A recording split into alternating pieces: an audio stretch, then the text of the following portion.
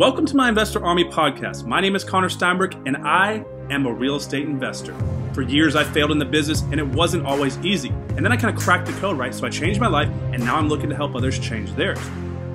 We're out there actively, every day, working to help new and experienced investors across this great country. We're interviewing some of the top investors around. If we think we can do something to help you and your future as a real estate investor, we're going to give it to you. Some of our guests are literally doing thousands of deals and can share with you the wisdom that it will take to change your life. So the time is now. Let's do it.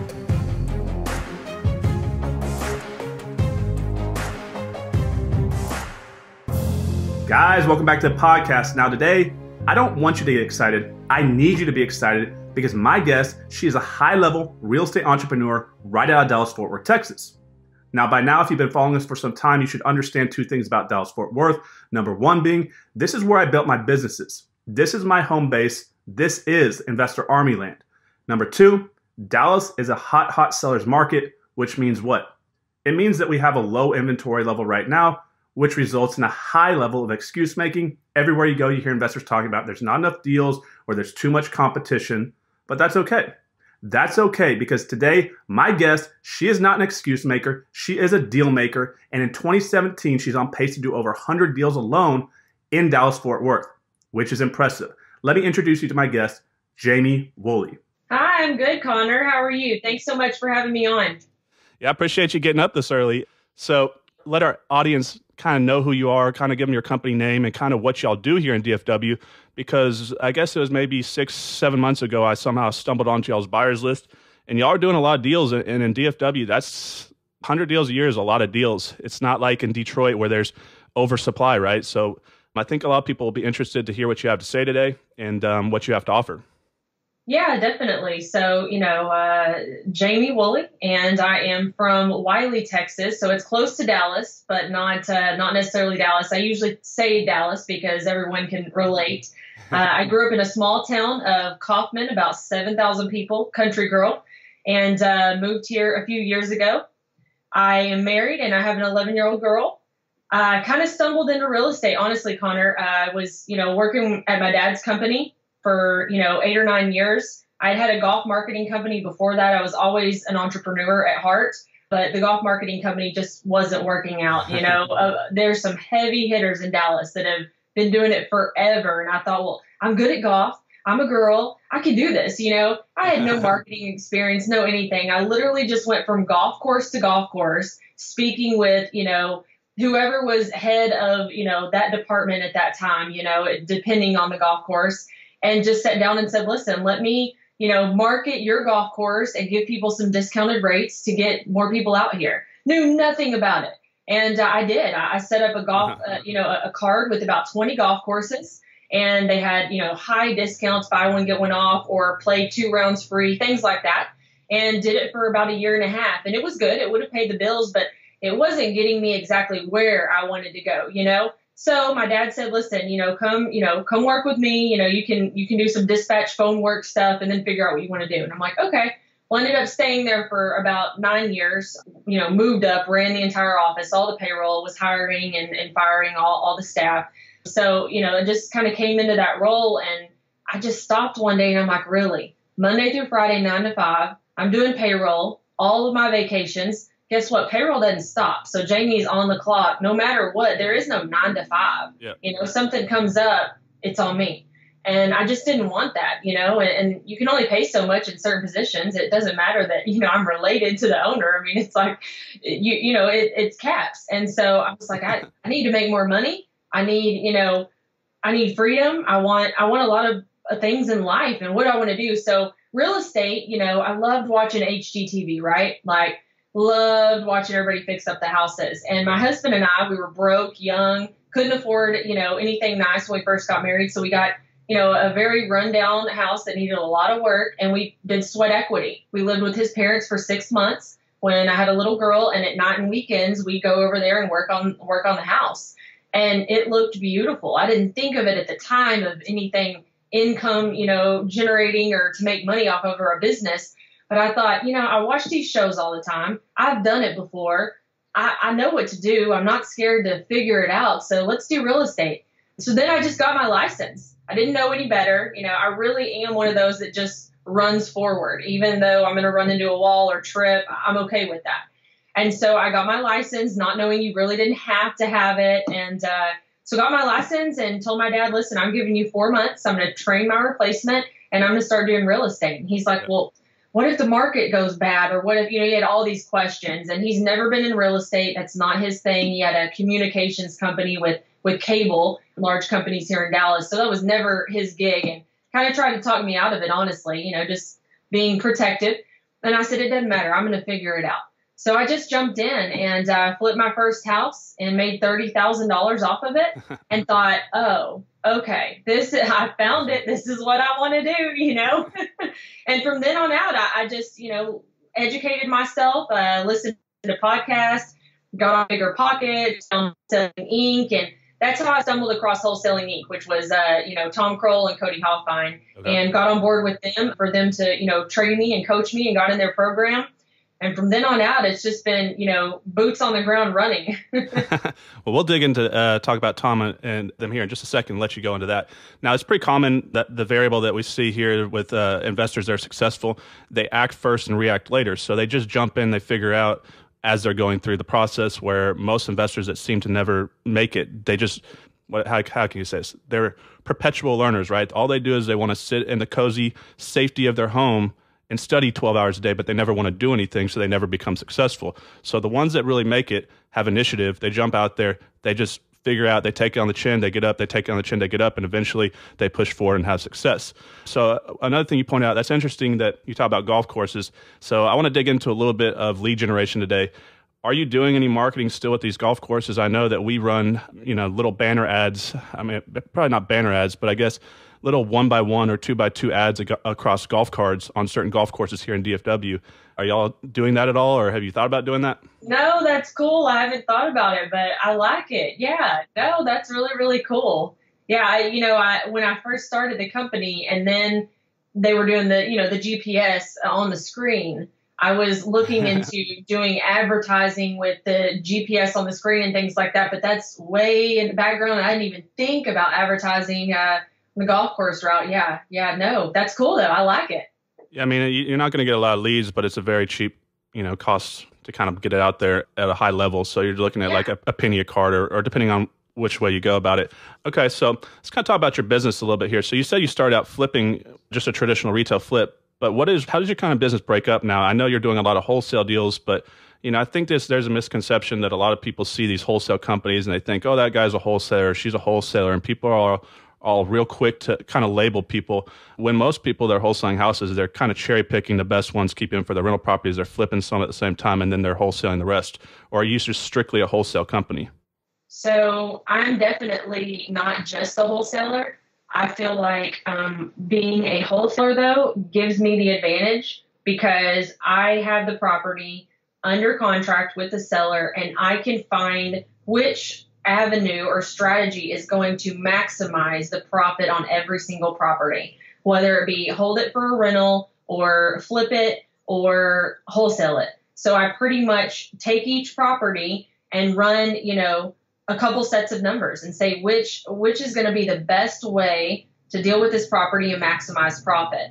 I think if you're not a wholesaler, there's no way you're going to get just a slam dunk flip or a slam dunk rental. You still may get good flips, of course, by all means. We sell properties and I look at them, 8 months later and I'm like, man, he killed it on that property. He did really well. Yeah. So it doesn't mean you can't make money on the properties. It's just, when you're saving that extra $10,000 or $20,000 assignment fee, that's a lot of money when you're talking about flipping something or even a rental. I mean, you can get 60%, ARV on some rentals in some really good areas that are appreciating pretty quickly and look like a good, a good investment. So, yeah, I mean, I think I'll never stop being a wholesaler just because that's the way that I get the properties at the best price. Yeah, I mean, she gave you a really good tip there that after she wholesales a deal, she's doing what most investors do not do, which is she's looking back to see what happens with it. You should always go back on the MLS, see what happened to that house, at least if they flipped it, right? Obviously can't do that if they're keeping it as a rental. But you should see how much they sold it for, what type of repairs they put in it. So this is how you're going to basically reverse engineer what a flipper is doing when you're a brand new wholesaler, so you can kind of have a good idea. And it's gonna hurt every now and then, like she said, because you're going to see somebody make 40 grand on a house and you're going to be like, man, I should have sold it for more. But that's how you know how to kind of hone in and be more efficient with your pricing going forward. So, and also she pointed out, you're getting a lot of great opportunities by being a wholesale company. Do you think that's because a lot of people are sending you deals for you to co-wholesale, which everybody knows here at Investor Army, we talk about that quite a bit, the power of co-wholesaling when you're starting a business, or even just trying to scale to a high level, because you can leverage a little better if you have lots of people bringing your deals. So are y'all doing a lot of joint venture wholesaling, or most of your deals brought in by actual lead generation within your own office? So I'd say 90% is lead gen by my own office, okay, and about 10% is, other wholesalers.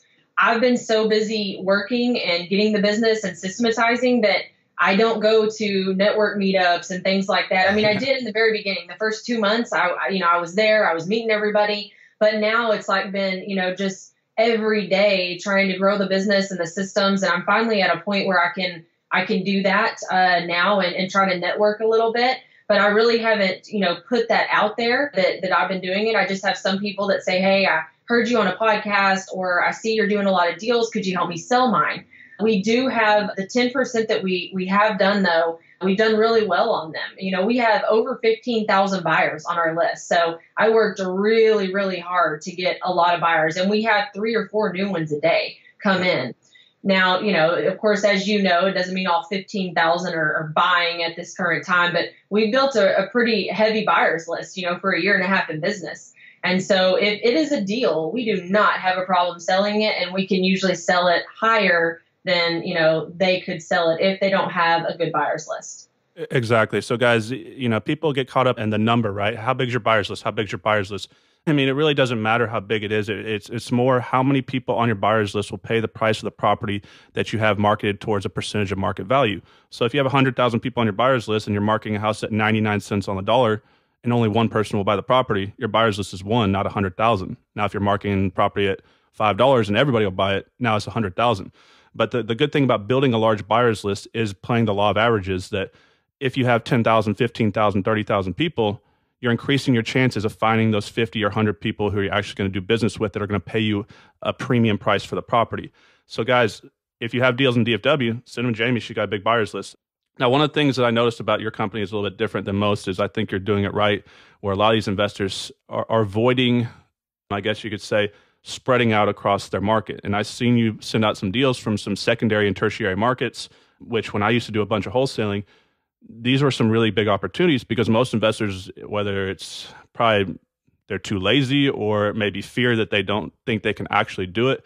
Are you doing well with these properties that are in some of these smaller areas because you think you can eliminate some of the competition? Very, very well. Honestly, my marketing is very, very spread. So it's not as targeted. It's more of a shotgun approach at this point. Yep. In the beginning, it was targeted. Now it's they're going to have my postcard there, hopefully, that week. But go into the rural areas and some outskirts of Dallas-Fort Worth, I'm all for. I mean, I grew up in Kaufman, so I know those areas well. Kaufman, Terrell, Scurry, Forney, Seagoville, Crandall. Those are areas that a lot of investors don't want to go to. And now I'm seeing more and more go out there and do that. But I know investors in those specific areas that aren't on anybody's buyers list. They're friends of my father's or people that I know that, they have 5 or 6 rentals and they want to buy some rental properties, and they'll buy them at 85%, so I can just call a friend if I get a good deal there and, get it sold. And I like going out there in more of the country areas, I guess you could say. So I enjoy that. We did a property recently, in Kaufman County, and, it was sold before I even put it on the market, a renovation. I made $55,000 on it. So you can't discount the rural areas. But it's so funny because I'll send a property out to my buyers list that's out there in the rural areas and nobody wants it. And I'm like, what? Why? Do you see the spread on this? So I'll take it down. That's fine. And then I crush it, So there are a lot of investors that, I only want this subdivision or I only want this zip code. And that's fine. But right now, with it being so competitive, so many other people want that zip code and want that subdivision. So I'm really working on trying to go to where other people aren't necessarily going, or there's a lot fewer of them. Yep. And I'll compete with one or two of them rather than 100 people right here, in Dallas County. So I'm trying to, open that marketing span up a little bit and, just change it up a little bit. Yes. No, I think that's smart. I mean, we talk a lot about going into secondary markets. I mean, I think a lot of new investors have this limiting belief that, especially wholesalers, that they have to somehow stay within driving distance or relatively close. But you guys, if you're wholesaling houses, you're not the one buying the house. You're not going to be a real estate agent showing the deal most of the time if you have your business set up virtually. So it really doesn't matter where the deal's coming in as long as the numbers work. You probably, like she said, you're going to have to sell it for a little bit lesser. And now if you're taking title to these properties in these secondary and tertiary markets, be careful doing regular retail flips because the buyer pool is small, and a lot of times these houses are older and have additions and they may not be financeable. So good strategies are, keeping them as rental properties or owner financing, especially is what we're doing in some of these areas, because you can owner finance pretty much anything. Are you doing a lot of unique types of properties, condos, townhomes, mobile homes, or are you strictly staying in the single family world? I do it all. We've done condos before, done land, done mobile homes. I mean, if the lead comes in and I run the numbers and I can make money, I'm doing it. It doesn't, I don't restrict myself. It doesn't mean that I'm the best mobile home, wholesaler or investor or the best land, but I know enough about it to, make it work. So in the beginning, I concentrated, you need to have that one thing, right? I love that book. You need to have the one thing. So I focused on the one thing, which was single family and wholesaling. And then I, would start getting some leads and I'm like, oh, this land, who wants land out in Anna, Well, that land in Anna sold for $20,000 assignment fee. So, I thought, okay, so it's kind of, just evolved like as I've done this business and, kind of put myself in a box in the beginning. And I'm like, okay, I feel like I've got my box down. I know how to work this box. Now some other things are coming in. Let's try them out. And then if I figure out they work out, I'm like, okay, let's market to that, that scope, whether it be land or mobile homes, or I've not gone into any multifamily yet. I know a lot of investors, it's, wholesale, then flip, then multifamily, then. So I would like to, get into multifamily in the near future, but definitely not something that I'm focusing on. I mean, I'm still so new, a year and a half. I learn 3 new things every single day. I mean, it's just, I'm constantly learning. I don't watch TV. I don't mess around. On the radio is not music, it's podcasts. And I love music. That's my favorite thing in the world is listening to the radio. But right now it's all about learning and growing. And I mean, I'm telling you, I probably know 10% of what I should know. Yeah. So I'm just in a constant learning and growing phase right now and loving it. And, but yeah, I do all of those. I mean, it's good to be in constant immersion in what you're doing. Otherwise, you're never going to keep that momentum going and compound upon itself. Another thing she pointed out, guys, some of the biggest wholesale deals I know done over the past year or so have all been land, right? Infill lots, like just basic or outside the DFW area, you can get a 20-acre lot for $1.2 million and wholesale it for 1.4, right? So there's huge deals to be done with land. So when you do your direct mail, don't scrub and don't pull out the parcels, right? And still mail to the land. Let's kind of dig into marketing. I think this is probably the single most common question I get from investors, both new and experienced, how to find deals, especially here in Dallas. So 100 deals a year is not that many deals in a lot of markets around the country. But here in DFW, when we have very low inventories, that's a lot of deals. You're doing quite a few deals. What is your, I guess, marketing strategy of choice? Is it direct mail? Is it internet marketing? Or what do you like to do to generate most of your leads? Right. So again, I'm going to go back to that, pick one thing and be good at it, because I don't think you need to start with 5 or 6 different channels. Everybody has their own opinion on that, but I started with direct mail and I got good at it. I systematized it to where I don't think about my direct mail, but once every 6 months. I pull on my list every 6 months. I send it to my mail house. And I tell them, here's how many I want to go out every week. Here's the postcard we're using for the first 3 months. Here's the postcard we're using for the next 3 months. And it's done. So that is completely systematized. It takes me 3 hours, 1 day every 6 months. So I don't need to pay somebody. I don't need to worry about, am I being consistent? And they just bill me every week. So it's not like I'm paying, for all 6 months at a time. I'm billed every week. It comes out automatically and it's completely systematized. Yep. So once I got that systematized, I thought, okay, what's the pay-per-click about? And so I started doing pay-per-click. And then once I got the pay-per-click, that's completely systematized. I have a company that does that for me don't have to do anything with that. So I let the pay-per-click run. So I've got direct mail, pay-per-click, and then I started doing SEO with Investor Carrot. It's Adrian Nez. So I've got him doing my SEO. It's not the Investor Carrot site. It's his off-branch company that does it. And so he's doing my SEO in the background. I've already got 4 deals from SEO in about 5 months, and I pay, $800 a month for that SEO. And of those deals, I think I made $34,000. So you're talking 8 times 4? I mean, talking 3,200. For 32,000, that's for Dallas. That's really good. Yeah, that's pretty so. good. Yeah, so I've got my pay-per-click going, my direct mail, and my SEO, and I've actually got somebody that's doing some Facebook marketing for me right now too. So honestly, I'm in a lot of different channels. The only thing I can think of that I'm really not in right now would be radio or bandit signs or billboards, and that's something that I am looking into. I'll be honest, I'm not a big fan of bandit signs because here in Dallas, they're flooded. It is flooded with bandit signs. I know they work. I've heard they work, but the people that I have that work for me, that I really care about them and I want them to enjoy their job. And unfortunately, when you have bandit signs out, 100 of them, and they're getting cussed out every 10 minutes, it's like, it's not a good day for them, right? And like, I wouldn't want to field those calls either. So in the beginning, I did a few and I didn't really like it. So I know it works, but it's just not something that we do just because I couldn't stand those phone calls. And I'm fine with getting told no, or, please don't send me another postcard or go pound sound or all the fun things that they say, but I don't need to add to that mix, and have 50 non-fun phone calls a day. Yeah, I mean, bandit signs, they definitely work, but the problem is, it sounds like you're real big into systems, which you have to be to leverage and scale. It's just a very tough strategy to keep going consistently 12 months a year because you're relying on the human element, right? So you're having to have people go put the signs out, and they always quit or give up on you or steal your signs, or they try to put out a few and say they put out all of them. So, I mean, they definitely do work. We used to do quite a bit. It'd probably take every 500-600 signs we put out, we get a deal. But it is a tough strategy to kind of systematize.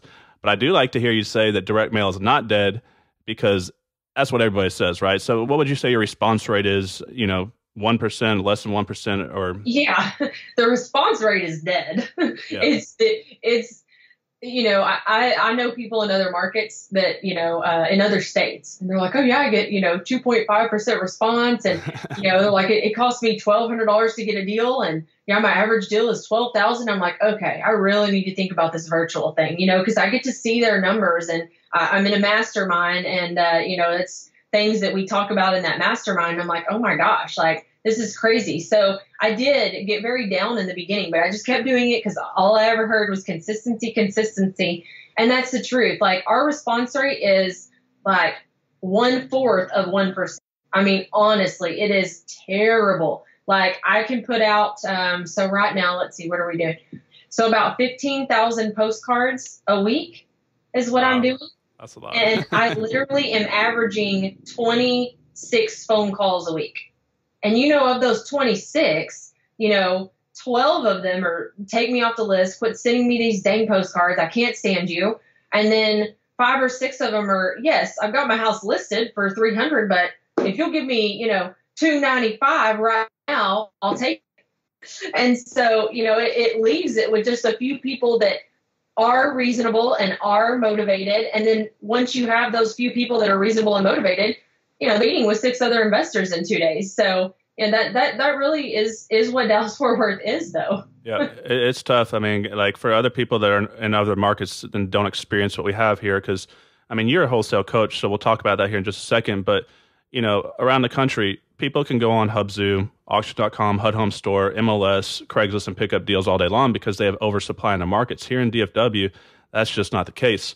But what you just said there kind of reinforces what I keep telling people. It's not what you're doing, it's a volume issue. And most people are sending out 500 mailers at a time, and they're wondering why they're not doing deals. Now, that being said, we have to be aware that, most of these people are dealing with financial limitations, which is why we teach them how to do joint venture wholesaling, build their buyers list, partner with other people, scale up, and then experiment with their marketing. So let's talk about Tom and Cody and kind of what you're doing there with Wholesaling Inc. So, I've watched them a little bit on YouTube over the years. And in fact, I remember one podcast, or was it YouTube, with Tom, where he went over some good mailing lists Let's dig into that a little bit, because I think people still want to do direct mail. It's easily scalable and systematized. They're just scared of it because there's so much, bashing on it right now that, oh, it doesn't work. You can't, direct mail is dead in 2017, 2016. It's no longer working, but clearly that's not the case. Yeah, no, I mean, I hope they keep thinking that, because then, I'll keep mailing and one day I'll come up ahead. But yeah, so Wholesaling Inc., Tom Kroll and Cody Hoffine are the founders of Wholesaling Inc. And in February of 2016, that's when I joined Wholesaling Inc. So, I had a strategy call. Tom was on the phone. His energy is just amazing, crazy. And I got really excited. I'm like, I like this guy. He's just a normal guy, but he worked his butt off and made it happen. So he's willing to give me everything he's doing. Like, why would I not pay a little bit of money to find out every little detail of what I need to be doing? And so I did. I joined the program and I started doing it. It's a 90-day program. It's really, really cool. It's all about action and not education. So you do get educated along the way, and there's questions that are answered in forums and things like that. So I'm not saying you don't need to be educated, but I was not educated. I just learned along the way and took action, and I needed those actionable steps. And that's what did it for me and made me successful. And so over time, I was plugged in with the Wholesaling Inc. and the group and things like that. And I went and spoke at an event that we had for Wholesaling Inc. And I just fell in love with helping others. So once I spoke at that event, I had call after text message after Facebook friend request, and they just wanted, to ask a few questions. And I fell in love with helping people. I was finally at a point in my life to where I knew enough that I could help someone, and I had enough time that I could help someone. And, me, especially being a woman, Connor, there's a lot of women out there that, would like to make some more money or would like to do something different. And it was really important for me that I wanted to really contribute to my household, and I was contributing, but I wanted to really contribute and be able to, do something crazy, like put the pool in this summer and pay for it all, like cool things like that I could never have done. Yep. And so, I really loved helping women. I love helping everybody, but it was really cool when, women would call me and they're like, well, I just don't know that I can do this. And I love encouraging and helping. And I've been on the phone with many people, and they're just down on their luck. And they're like, today, I can't, Jamie. I've done this for a month. Nothing's happening. And I sit there and just pump them up and feed them with everything positive and amazing that's about to happen. And then it's funny, it does, so I love being able to help people. And that's what I'm doing right now is I'm coaching with Wholesaling Inc. And, it's been such a blessing to watch it come full circle in such a short amount of time. I get down on myself sometimes, and I'm like, gosh, I want to be doing more. And then I'll talk to somebody and they're like, Jamie, you've been doing this for a year and a half and you're looking at 100 deals this year. Like, what is wrong with you? Yep. So I have really high expectations for myself. But I love helping people. Yeah. I'm just so blessed. Well, that just comes from being competitive at your nature. So yeah. You're always going to be striving to do better, even if you're killing it. So I think, people like Jamie and Tom and some of the individuals out there doing what they're doing are irreplaceable, right? So there's a huge stigma right now because of a lot of the traveling gurus, you could say, the slick, car salesman type gurus going around, ripping people off. But that being said, there's good side of the education business and there's the bad side. And you have to have certain people to mentor you because really it's going to expedite your success. And so it's very important. And so what she says, she got to where she's point of success, which is kind of what happened here with us, is that eventually you get to where you're doing very well, you're making enough money, and then it's kind of like, what do I do with my time? Do I continue on selfishly making money, which is great, or do I share some of my time to help a family or help someone else change their life, basically change the generational line, create generational wealth for that family, and you can actually literally make an impact. So I think what you're doing is good. Okay, let's talk about actually kind of how your mail campaign would break down. Are you doing because a lot of people, I think, get frustrated when they start out. They go buy a wholesaling course. They put their last $500, or probably they didn't even have $500. They swiped a credit card, and then they get into programs like Go Mail, Direct Mail, a bunch of absentee owners or whatever they're doing. And they're like, I don't have the money to mail. And then these programs are telling them, repeat mail, drip campaign, right? Do 5, 6, 7 touches. Are y'all seeing most of y'all's leads come from later touches? Are you able to track that? Because I think a lot of investors lose money and go broke when they start because they believe direct mail is going to work, or they believe something's going to work, but they do one touch, then they panic and they can't pull the trigger and get over that fear barrier to send out the next round of mailers. Yeah, so it averages about 3 touches is pretty much what it's averaging.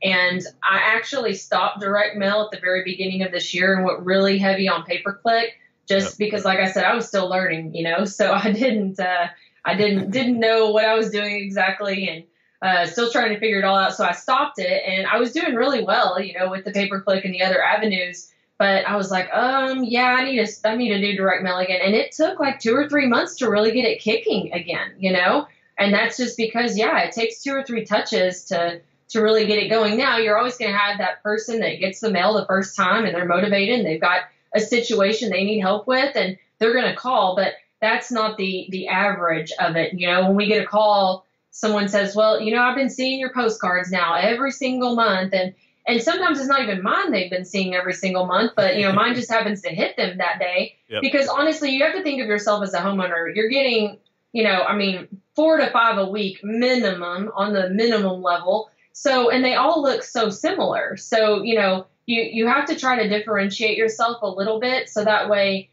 we have had homeowners say, you know what, we get these all the time, but we've seen yours a lot. So we called you first.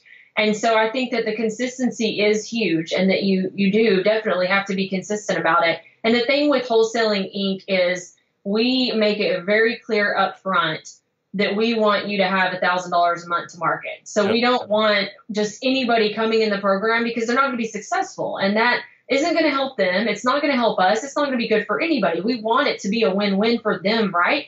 So we make sure very clear that, we want you to have this amount of money. And if not, we will not accept you at this time, but we're going to give you some other avenues to where you can kind of get started and maybe make some money and then come back. So yeah, it's important. I don't think, not in this market, and I know some other markets are a little bit different, but, if you don't have the budget to do direct mail, I say, do some more, sweat equity type things. When I first got started, I was putting out bandit signs myself out of my trunk. I was knocking on doors of houses that looked like they were distressed. I've done it all. I've done everything. I have door knocked. I have cold called. I have put bandit signs out. So you can have the hustle action taking mentality and still start, doing this. My first deal that was a wholesale deal, I made $40,000. That was not for marketing. That was for me calling on a Craigslist. Someone out of state that had a rental house. They were tired of it, tired landlord.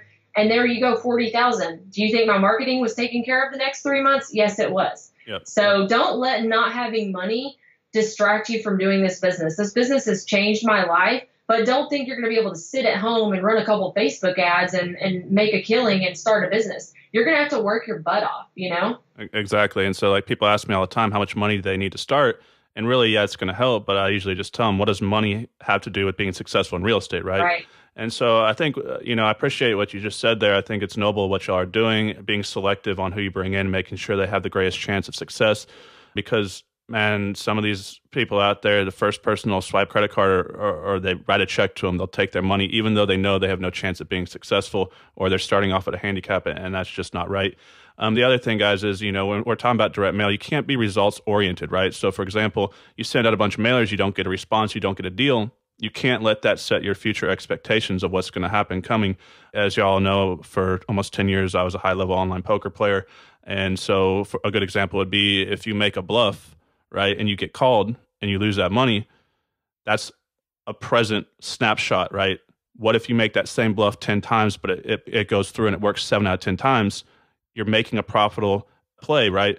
But at the present moment, you're taking a loss. So the same thing with marketing. You can't just take one drop, I guess, of mailers and let that be your basis for should you mail again, right? So what type of lists are you seeing working? I mean, we're going after probably, similar ones, tax delinquent, code enforcement. I'm trying to remember what Tom said. I think he said he even goes after, what was it, like a recently arrested list or something like that. Yeah, like arrest list, code violations, things like that. And in the beginning, when you have a marketing budget that's limited, I think those are some really good lists to go after because a lot of people aren't doing those lists just because they're a pain to get. It's a pain to go get code violations. It's a pain to get the arrest list. It's not as much so a pain to get tax delinquent or probates anymore, but even here in Dallas, tax delinquent is still somewhat of a pain. So I think in the beginning, if you go after those lists, those are going to be really good targeted lists. But like I said, we've evolved to not so much targeted anymore just because of the amount that we're mailing. So therefore, I feel like if I'm hitting, a high equity list, that if they have equity and they, had a code violation, I'm hoping that I'm still hitting them. I can't, track that exactly to make sure that I'm doing it without pulling all the lists and cross-referencing them. But my hopes is that I mail such a large amount and hit the equity, the ones that I'm going to want to deal with in the first place, that if they are on any of those other lists, I'm going to be hitting them as well. Yep. Now, being that you're doing a large volume of mailers, are you scrubbing these lists for people that have already sold their house, or do you think it's negative expected value to take the time after you pay someone like a virtual assistant or an in-house assistant to go through and kind of clean up these lists? Is it more cost effective just to keep mailing them, or to pay someone to kind of tighten up the lists? Yeah, with me being all about the ease and the systems, I don't do that. I mean, it would probably be smart, but even people that say, take me off your list. Well, that's fine. I could take them off the list today. And then when I rerun the list again, their name's going to be back on it. And then I'm going to have to scrub it again. So, the time and the effort that it takes to do that, I don't feel is worth it with my business at this time. I just, everybody stays on, and everybody that's on is going to get a postcard. And maybe they don't need my services, but maybe their neighbor across the street had coffee with them yesterday and told them that, they're behind on taxes and don't really know what they're going to do. Oh, you know what? I just got this postcard. Maybe. So it's not necessarily that home you're touching. It could be their neighbor or their aunt, from another city that's having some problems or whatever, so I just get it out. Yeah. So she talked about cross-referencing lists, guys. And what she means by that is she's pulling, let's say, a probate list, a tax delinquent list, multiple lists, and she's overlapping them, looking for multiple levels of motivation. Because if a homeowner ends up on multiple lists, they're a higher likelihood that you're going to convert that lead. So when it comes to, mailing, are you more into spending more to get multiple lists and cross-referencing them and really going aggressive after a few leads? Or it sounds more like you're on the side of spending more on mass mailers. So a lot of people are limited with their money, so it's better to go buy multiple lists and cross-reference them and spend less, for the direct mail than it is to... Sounds like we got a motorcycle going on. But yeah, I'm in downtown Wiley, like literally downtown. So yes, of course, there's always cars and stuff. Sorry. No, that's all right. So I guess what I'm trying to say is, so you have say someone who has a limited marketing budget, $2,500. They can either go mail 2,500 mailers, right? $2,500 worth of mailers, or they can spend most of their money buying multiple lists, 6 or 7 lists, and cross-referencing, trying to spend more money on their lists and get multiple levels of motivation versus doing mass mailers. What do you think is a better way to go for a new investor? I think definitely getting those smaller niche lists and cross-referencing them, because, if they have the time but not necessarily the money, then they can do that. And really, they could even get a VA to do it for, $4 an hour. So they could spend, $30 and have a VA cross-reference those lists for them, and they just spend the time to go get those lists. So I feel like if you do have a limited budget, then that's what you need to do, because most of the, companies that are doing amount of volume, I don't know that they're really, getting real granular with that. And I could be wrong, but from what I've heard, I don't think that it's necessarily, it's more of the shotgun. Yeah, and she talked about virtual assistants, guys. I think that most people do not hire a virtual assistant early enough in their business. I mean, you got to look at like this. Even if you're working for minimum wage, making $8, $10 an hour, if you're paying someone $3 to $5 an hour, you're making money and you're buying back your time. So I think a lot of people are impressed with what you're doing. They would want to follow in your success. How did you grow your business? So a lot of individuals that I personally know that scale quickly, we hire commission-based. Like how do you hire your individuals in your office? Do they work on a salary? Are they commission-based? Or how could someone follow kind of the way that you grew your business quickly?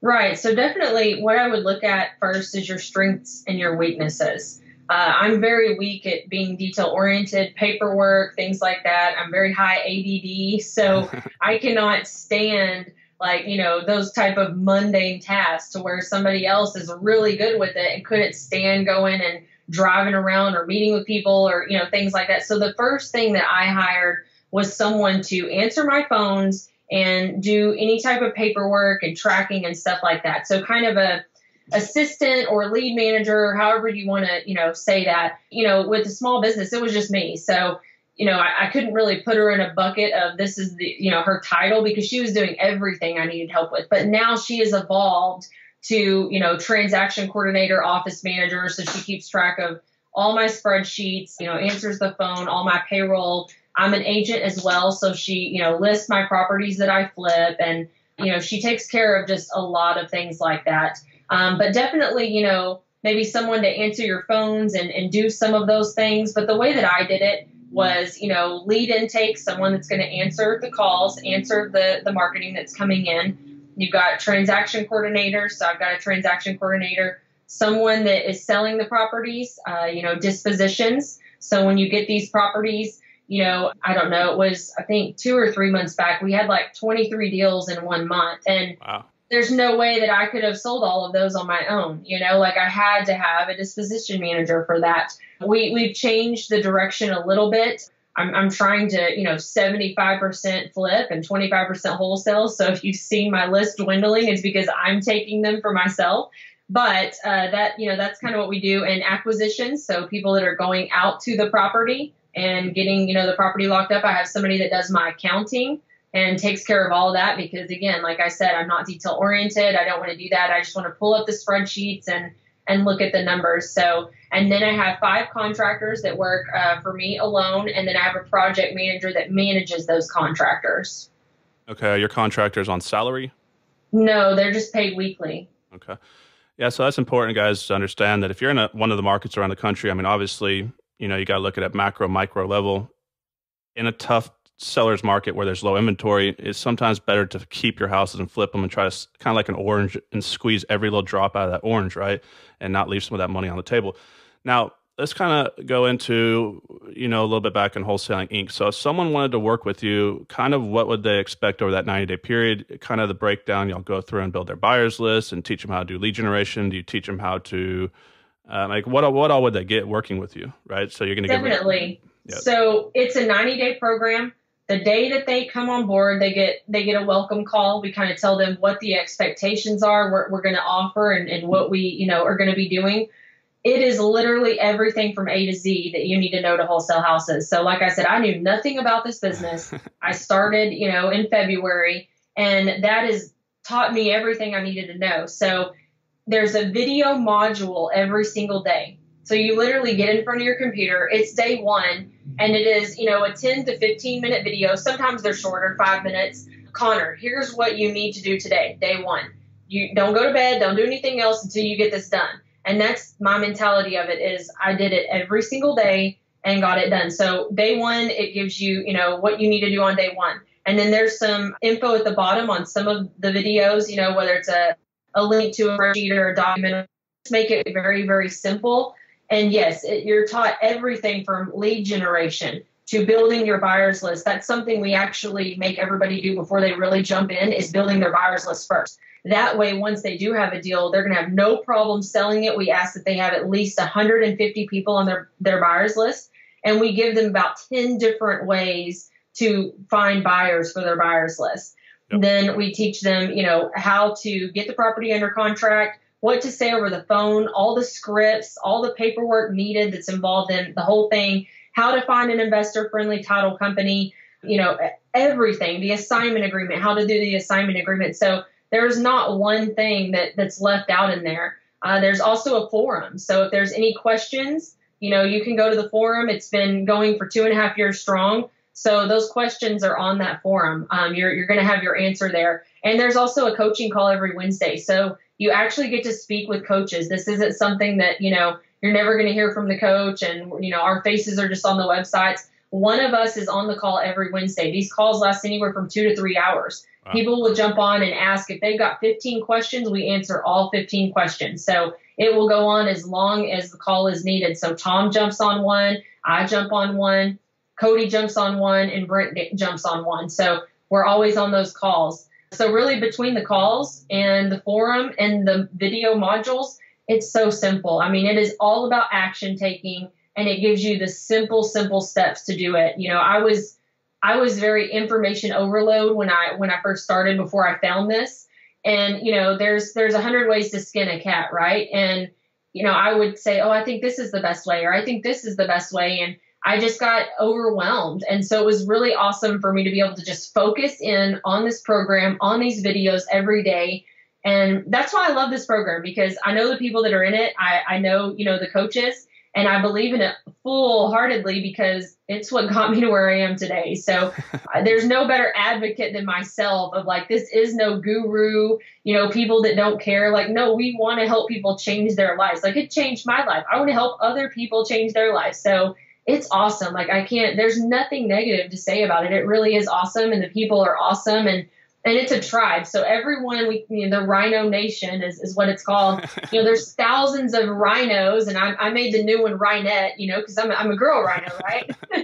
And you get on and you get to connect with all these people, and they're just so caring and like want to help you and motivating. So it's not just the coaching. It's not just that. It's the group, the tribe. Like, we all have each other's back. And I know a lot of people here in the tribe in Dallas-Fort Worth, and we talk and we help each other out and we share some secrets and, things like that. So it really is it's a really cool program. Yeah. So it's basically like a mastermind in a way that all y'all are kind of connected. Now, to kind of touch on that, I think that's funny you brought that up. So that's actually now how I remember I first stumbled across Tom, is because he talks a lot about that book. What is it? Rhino Success, which is a good book. They actually have a series of those books. So kind of give the overall premise of what those books are about for people, and that y'all should go check them out as well. Which one's the Rhino Success? Yeah, the Rhino books. You know what? You can read that in 3 or 4 hours. It's a great book. So the Rhino Success, I'm trying to remember the author. Is it Jay? I don't know. I'll say it wrong. My memory, I'm not good with things like that. But yeah, I mean, it just basically just talks about, rhinoing through everything, and pushing forward and rhinoing through. And it's a really good story. And I think that, everybody should read it because it's an affordable book. You can get it on Amazon. It's a 3 or 4 hour read. So the book has nothing to do with us, though. It's someone that is in our tribe, but it's not, we did not put out that book. Yeah. We put out the video modules, but yeah, it's an awesome book. Yeah. I mean, it's just basically about not making excuses and pushing forward. Right. And, I mean, you see, there's the two sides of the business, guys. I mean, you got the functionality of the real estate business. You got lead generation, generating seller leads, buyer leads, raising money, working with contractors. But then you have the real side of the business that makes people actually successful, that distinguishes most high-level entrepreneurs, right? They have the self-development, the mindset, the belief system, the positive thinking. So you need to work on both sides because it's a tough business. What happens when a wholesale deal falls out on the day before closing? You're going to make 30 grand, and it's going to change your life. You need to be resilient and be able to bounce back. So kind of what's the price point for these individuals? Is this affordable for the average individual, or is this something that is like one of the high price points, or kind of break it down for people if they are interested in working with you? So they need $1,000 at least for marketing a month. How much would the program be? The program is $5,000. It ranges from 5 to 10 depending on at what point they're getting in the program. So if they get on the program, with the strategy call with us, we discount it for them if we feel like they're action takers and they're ready to go. But again, very important. It's not a program that anybody can just go online and click and get in. Like, we have a strategy call with them for a reason. We want to know what their intentions are, what they're made of, what money they have to spend towards the marketing, what time. I mean, they have to qualify, with 2 or 3 different things that are very important before they even get the invitation to join the program. Yep. Because we don't want people spending their last dollar, and, not everyone's a good fit. There's some people that you can tell over the phone, if they send out a mailer and didn't get a good, a deal, that they're done. They're never gonna, they're gonna think that it's terrible and it's a scam and it's we don't want to deal with those people. We need people that are resilient and that, have a big why and that they really want to do this. And that's all we need. We can teach you the rest, but you do have to have time to put towards the business, and you do have to have a little bit of money to put towards the business. And, if they have those things, everything else is teachable. But mindset is huge. And I always want to bring this up because, I get this so much as, well, yeah, I mean, I'm sure it's been easy for you, No, it wasn't. Like I had to borrow, just so everybody knows, I had to borrow money for my marketing from my father on a loan, paid back. And I put a program on a credit card that I'd hardly ever used before. So I didn't come into this with like, oh yeah, I've got $100,000 in the bank and our life's so good. Why not try it out and roll the dice? No, I was just as broke as anybody else, but I made it happen because I believed in myself and because I knew I could do it. And so, it's not been easy. People are like, well, yeah, you've done all these deals. I'm sure it's just been a cakewalk. No way it's been a cakewalk. There has been days where I have cried and I've been upset and I've screamed and I've said the nastiest things out loud in my car and beat my head against the wall. Like, this is not an easy business. The process is easy, but you're going to run into a lot of trials, and it does take that mindset and that grit to get past those trials. And anyone that I meet that's successful, it doesn't mean how many deals you're doing. It just means that as grit through, they all have that same mindset. It's like, I'm not going to let it get me down. And I think what really has helped me with that is seeing so many successful investors that went through the crash and lost everything. And you hear these stories all the time on podcasts. And they said, it was terrible. It was devastating for them because they were over leveraged. They didn't play their cards right, but they got right back up and did it. And they're now at the same place they were when they lost everything. And so to hear those stories, to know that, man, this person was killing it, they lost it, and they're killing it again. What makes them different was somebody that lost it and can never get back. And it's that mindset. It's that resilience. Yeah, no, I totally agree with you. And I think also there's this huge misconception that, we have this big divide between, social classes. And I think a lot of people look at you or someone else that's been successful and they see a snapshot of where you're at now.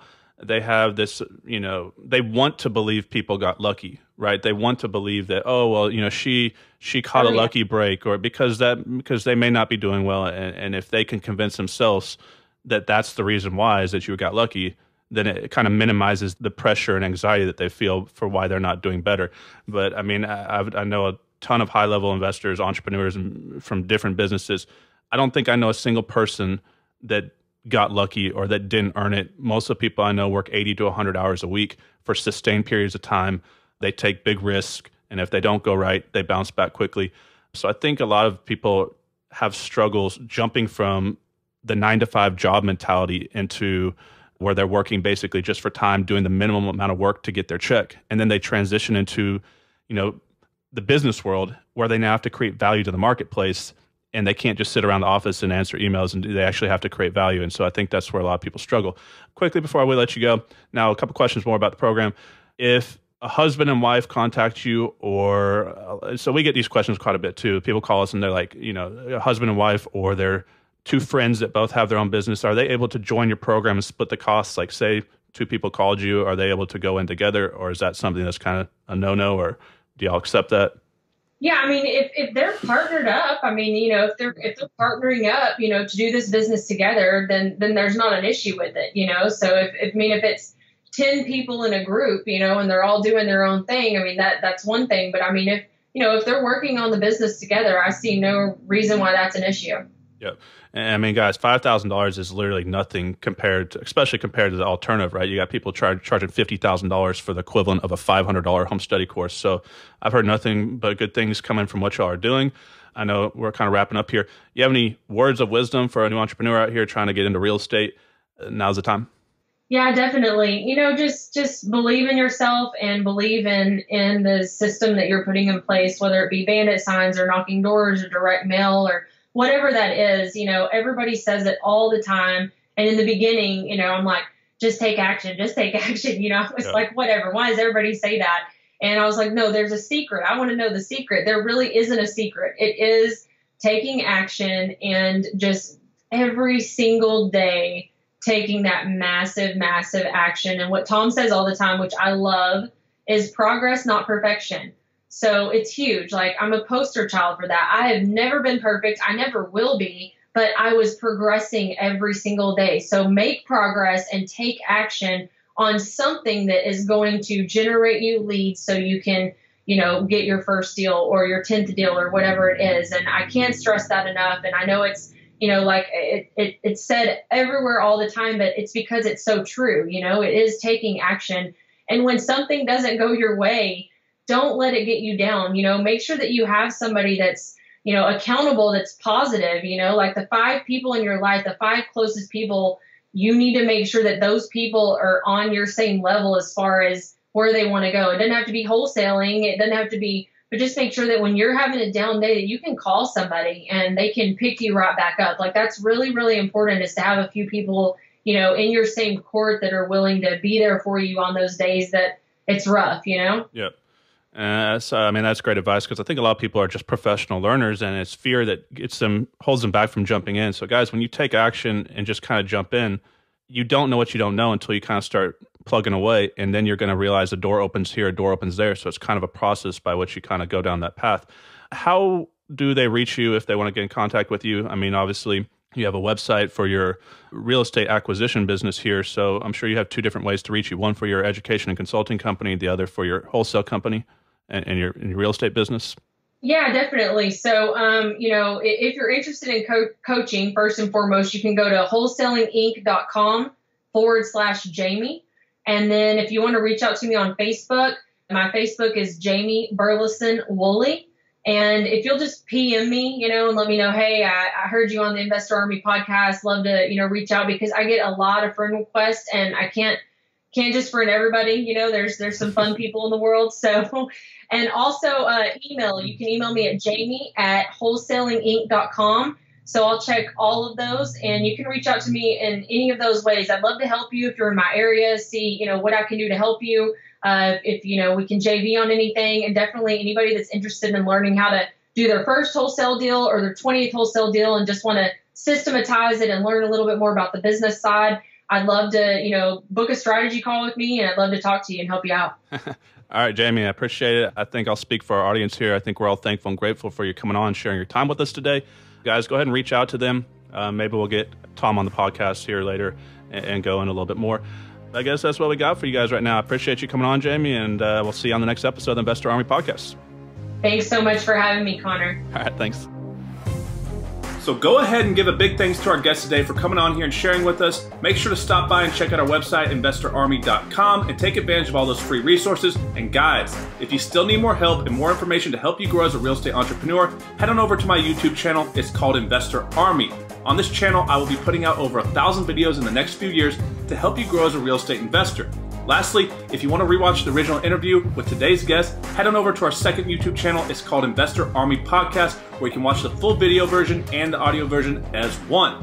And if there's ever anything that we can do to help you here at Investor Army with your real estate investing business, please let us know. Thanks again for coming. Have a nice day.